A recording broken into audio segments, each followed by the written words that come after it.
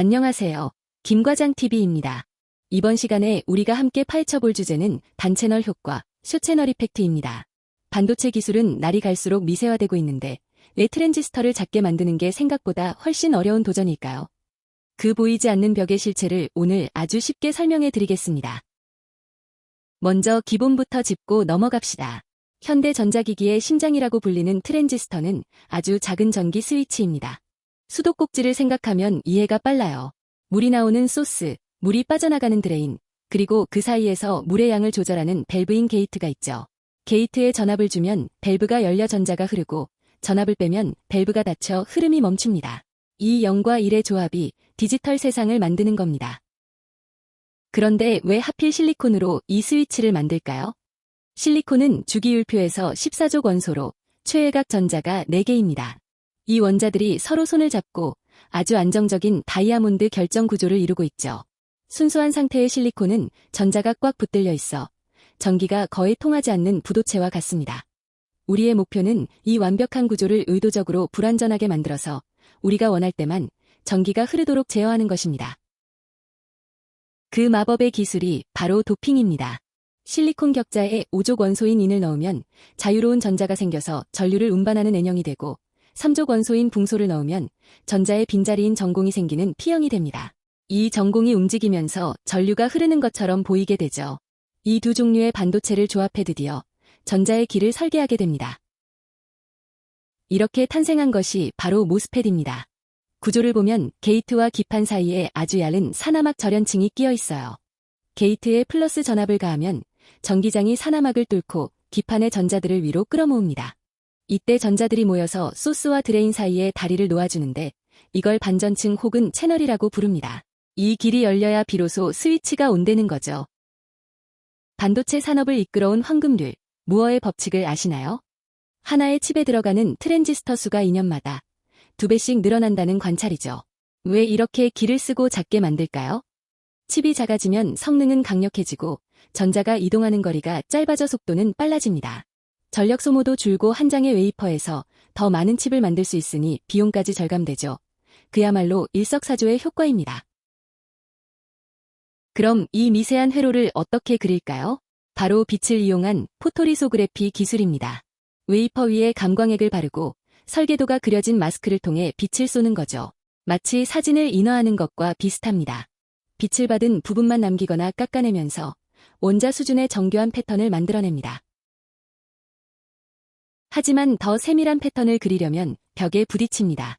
빛은 파동이라서 좁은 틈을 지날 때 퍼지는 회절 현상이 일어나거든요. 굵은 매직으로 깨알 같은 글씨를 쓸 수 없는 것과 같습니다. 그래서 해상도를 높이기 위해 빛의 파장을 계속 줄여왔습니다. KRF, ARF를 거쳐 이제는 파장이 13.5 나노미터에 불과한 EUV를 사용해 나노 3개를 조각하고 있습니다. 자, 이제 기술적 난제를 살펴봅시다. 이상적인 트랜지스터는 게이트가 채널을 완벽하게 지배합니다.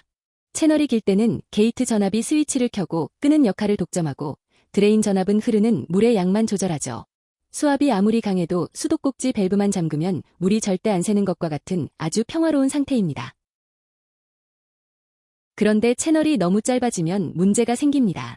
소스와 드레인이 서로 너무 가까워지니까 각각의 전기장이 채널 중앙까지 침범하기 시작하는 거예요. 이제 게이트는 채널을 혼자 통제하는 게 아니라 소스, 드레인과 영향력 싸움을 벌여야 합니다.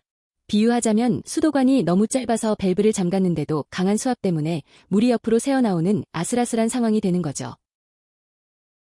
이런 현상들을 통틀어 단채널 효과, 즉 숏채널 이펙트라고 부릅니다.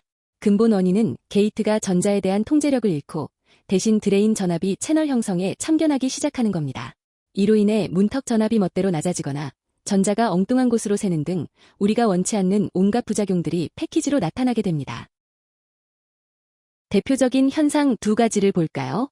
첫째는 문턱 전압 감소입니다. 드레인이 도와주니까 예상보다 낮은 전압에서 스위치가 켜져버려서 동작 예측이 어려워집니다. 둘째는 디블이라는 현상입니다. 게이트를 꺼뒀는데도 높은 드레인 전압이 전자의 에너지 장벽을 낮춰버려서 뒤로 전자가 새어나가는 누설 전류를 만듭니다. 스마트폰 대기 배터리를 갉아먹는 주범이 바로 이 녀석이죠. 상태가 더 심해지면 소자가 파괴될 수도 있습니다. 펀치스루는 드레인 전압 때문에 소스와 드레인 사이의 장벽이 완전히 무너져서 전류가 폭포수처럼 쏟아지는 현상입니다. 수도꼭지가 아예 고장난 셈이죠. 또 하나는 핫캐리어 효과인데 짧은 채널 안에서 전자가 너무 강하게 가속되어 뜨거운 에너지를 갖게 됩니다. 이 전자들이 산화막을 때려 손상을 입히면 결국 트랜지스터가 수명을 다하게 됩니다.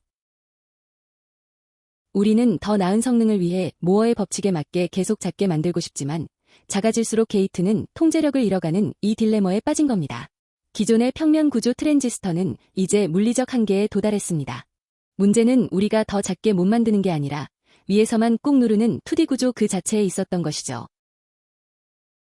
그래서 등장한 것이 혁신적인 3차원 구조입니다. 게이트가 채널 위에서만 제어하지 말고 여러 면에서 감싸면 통제력이 다시 강해지지 않을까 하는 아이디어죠. 3면을 감싸는 핀팻, 그리고 이제는 4면을 완전히 감싸는 게이트 올 어라운드 기술까지 나오고 있습니다. 이런 3D 혁신 덕분에 우리는 단채널 효과라는 거대한 장벽을 넘어 무어의 법칙을 계속 이어가고 있습니다. 오늘의 원포인트 레슨 어떠셨나요? 보이지 않는 나노 세계의 치열한 사투가 조금은 이해되셨길 바랍니다. 구독과 좋아요 잊지 마세요. 지금까지 김과장TV였습니다. 감사합니다.